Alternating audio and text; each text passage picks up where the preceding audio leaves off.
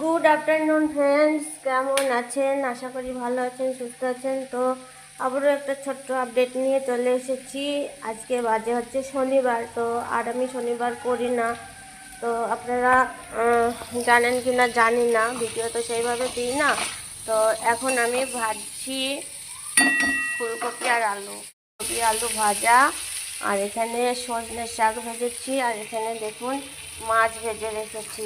তো চলুন, এটা আলু আর ফুলকপিটা বেশ ভালো করে ভেজে নিতে হবে। নিয়ে তারপরে এই যে মশলাটাকে ঢাকবো, ঢেকে এই যে এখানে এটা গ্রেট করতে হবে।